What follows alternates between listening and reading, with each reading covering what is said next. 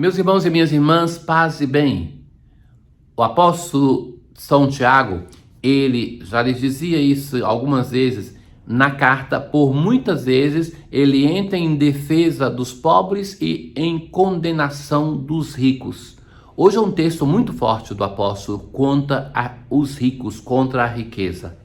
E agora, ricos, chorai e gemei por causa das desgraças que estão para cair sobre vós.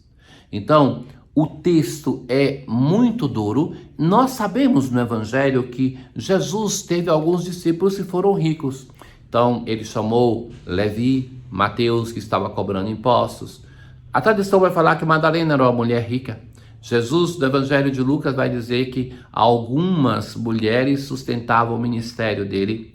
Nós sabemos que Jesus entra em casa de Zaqueu, enfim. Nós temos exemplos de pessoas ricas e muito mais temos nos Atos dos Apóstolos, que as pessoas, quando se tornavam cristãs, depositavam aos pés dos apóstolos a sua riqueza para que fosse distribuída aos irmãos necessitados.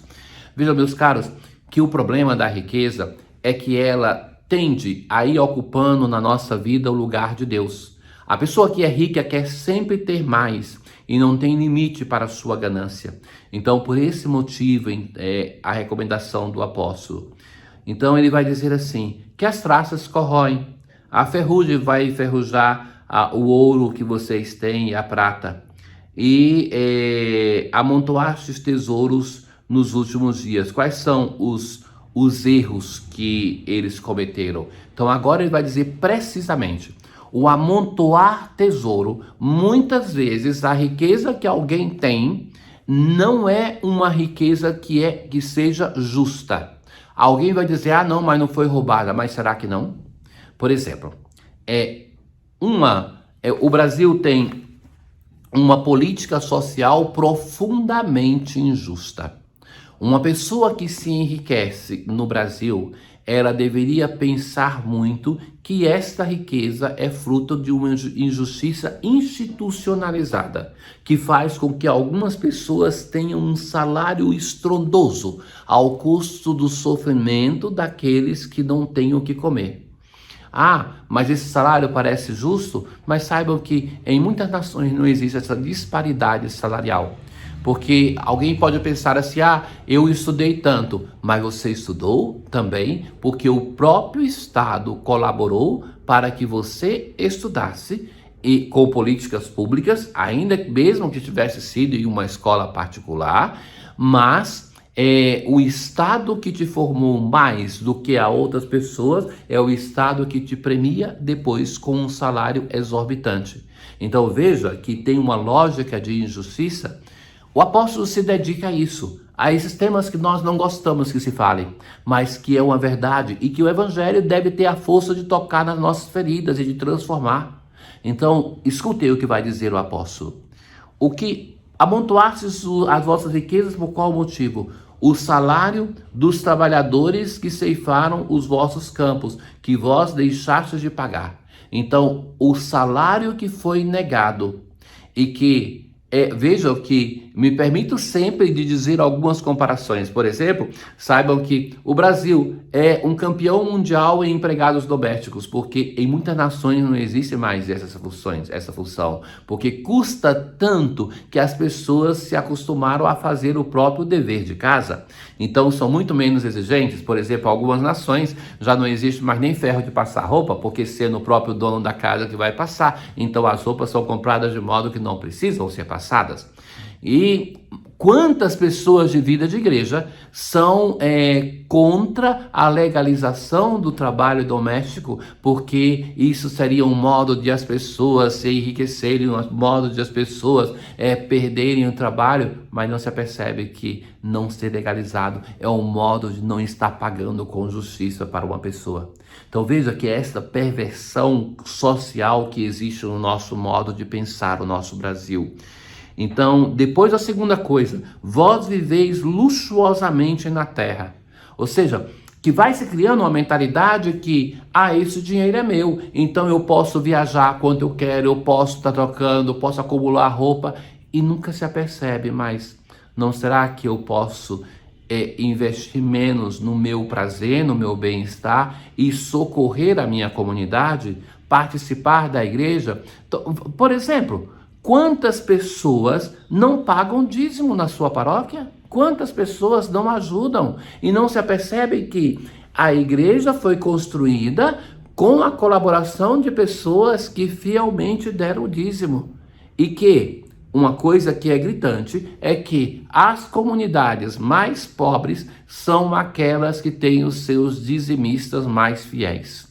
Então, não se aperceber que a vida luxuosa que se leva muitas vezes é à custa da sonegação daquilo que é de Deus, daquilo que é dos pobres.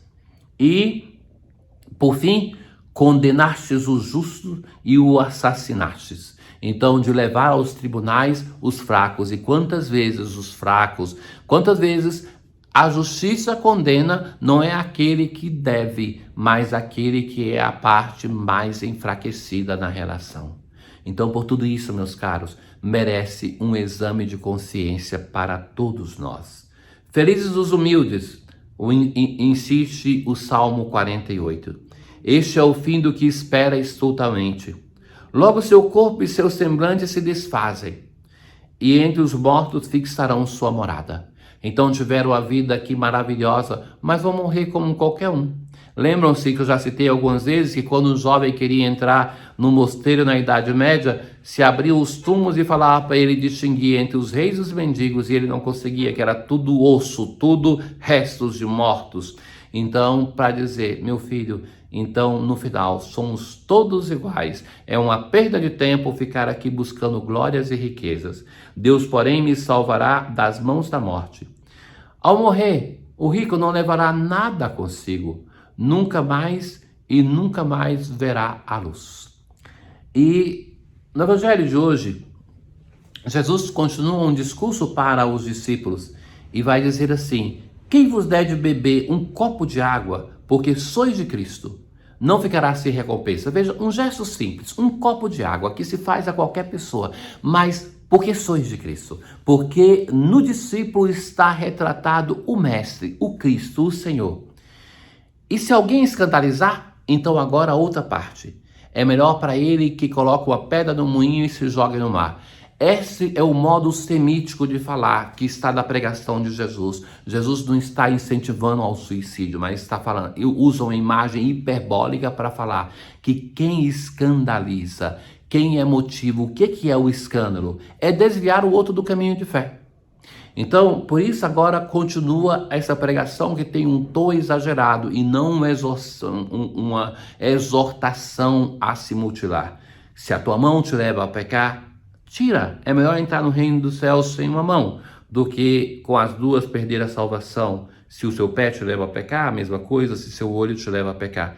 Então, aqui são aqueles órgãos do nosso corpo que mais podem nos ajudar à salvação ou impedir. A mão que se doa, a mão que se estende, a mão que abraça. O pé que nos conduz até o irmão, que nos conduz até o necessitado, que nos conduz a irmos até a comunidade eclesial.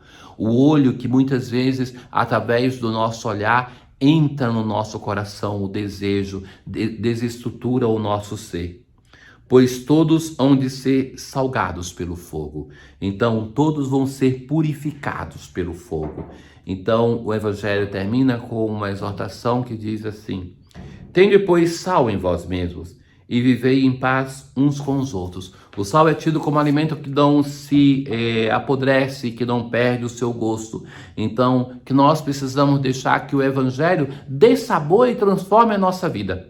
E em assim fazendo, nós vamos ser reconhecidos como discípulos de Cristo. Vamos receber um copo de água e não vamos ser motivo de escândalo para os nossos irmãos. Acolhei a palavra de Deus não como palavra humana, mas como mensagem de Deus, o que ela é. Hoje, na oração, nós, aquela que é de domingo, que se prolonga pela semana, nós dizemos assim, na oração pós-comunhão: Ó Deus Todo-Poderoso, concedei-nos alcançar a salvação eterna, cujo penhor recebemos nesse sacramento. Então, a Eucaristia nos antecipa aqui a experiência da vida do Reino dos Céus.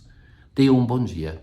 O Senhor esteja convosco, Ele está no meio de nós. Abençoe-vos o Deus Todo-Poderoso, o Pai, o Filho e o Espírito Santo. Paz.